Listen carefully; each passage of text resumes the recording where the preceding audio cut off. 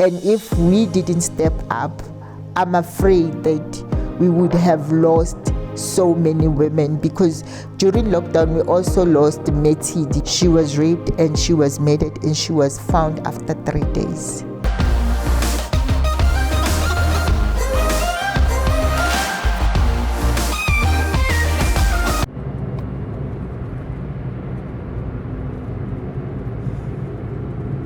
My name is Norma Mbele. For a living, I do activism work, but my job is just to be the voice of the voiceless. I went through gang rape. I reported the case, and it was 2009 when I actually got raped.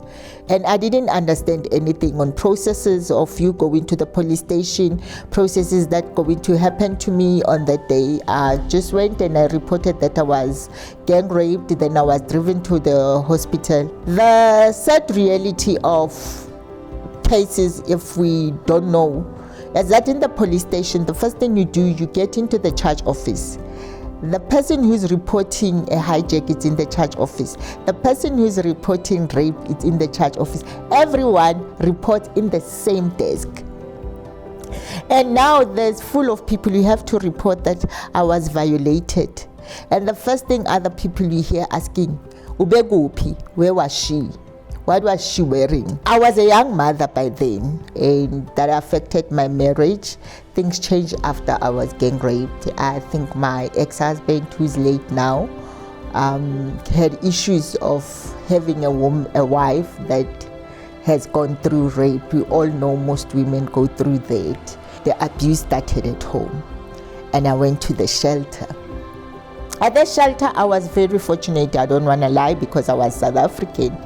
But when I saw how other women from other countries who went through the same crime I went through, it was very sad. Even ladies that were married to foreigners, and they are, I don't like using a word foreigner, there's this culture of judging people. To say you are Norma, you are from DRC Congo, and you are here, you are eating Texas. Like, the treatment is just not the same.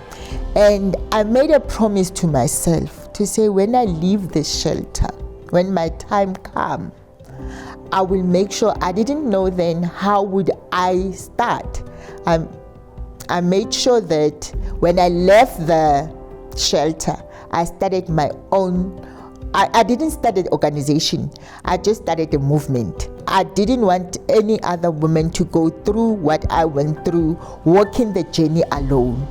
As long as you are going through violence, domestic violence, you have been raped, I wanted to hold hand with a woman to say, these are the processes. This is where you can get healing. This is how you can get justice. Before lockdown hit, Norma Mbele and Tosunga Baninga, we were up in court fighting to get justice for cases, having our film screening on terms of educating our own communities on issues, whether it's gender-based violence, whether it's how you access your protection order. We were kind of busy. I was always involved in the grassroots level. Then COVID hit. It hit exactly at the time where I was going through my depression after I have lost my son, and COVID hit. And it has been bad, I don't want to lie. Having to leave and knowing that you want to go and support a certain family in court, and the only thing you can do is to call them in the morning and say, I'm with you by heart, and you can't be there in person. When the lockdown actually happened, it was in March, and we had immediately to come up with a strategy. More people are getting hungry. We got more domestic violence. We got more people. We never had an accommodation for queer women. We were getting calls from queer community. then our work immediately had to change and expanded. We started organizing with other organizations to say, if you have food, can you send us this much food? And then if you have where you can source some food parcel, we have these couples that need food, that needs toiletry. In us having this, I never thought people will even have a challenge of not having toiletries. It has become so worse that people need from food to toiletries. During lockdown, we saw the increase of gender-based violence. The increase was very high. I have to be honest. I remember we had a guy who murdered a lady, broad daylight in zone 13, and that was during lockdown. And it was very hard for us to be in contact in terms of helping. And how we help most of the victims, it was through the phone. The victim will be referred, or the family will be referred. We will also then be in touch with Lifeline Vanderbilt Park. We have a social worker that we worked with directly during lockdown. She will drive there, pick up. We had so many victims that she picked up, took them to the shelter. When they were back from the shelter, she would just give us a report that the victim is okay, the victim has found a new place, and we are taking care of the victim. It was a nice relationship because she would make sure that they also take care of the victim the way we would. Because with our victims, we then, after 3 or 4 months, we want to see their progress. Then they also did the same thing. And that's it where not a formal collaboration, but relationships were made. And regardless the high rate of the violence happening to women, I found out that there's a way of women working together to make sure that we protect one another.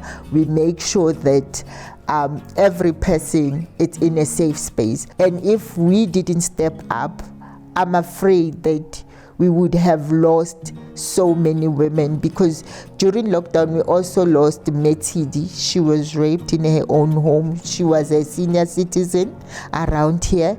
She was raped and she was murdered, and she was found after 3 days. Why we wouldn't know? It's because everyone was in their safe space. Everyone think, I don't see Norma. Norma must be fine. It's because of lockdown regulation. But unfortunately, people died in their own space. And it's a case of I saw nothing, I heard nothing. And yeah, that's a sad reality. Our plans for the future is to have a one-stop shelter. We don't want to call it a shelter. It will be a safe village.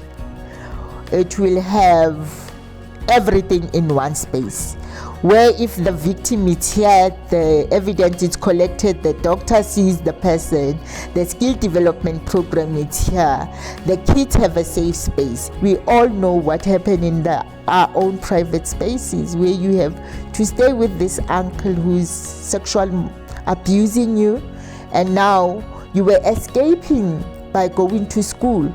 Now you have this uncle that does this to you, who's here full time.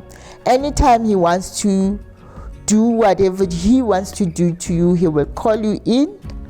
And I think that was the other problem. I don't want to lie, the scars that COVID has left, especially the last year lockdown, has left many families broken.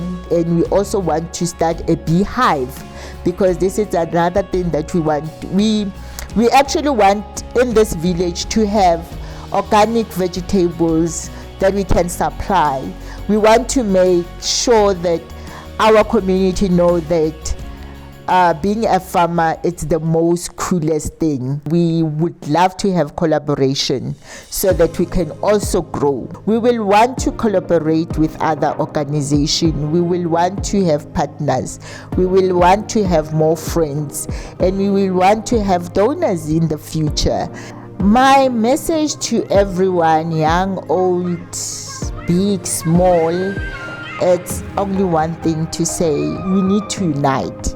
If we can work on saying we are all human beings, if another person is going through a bad thing, help out.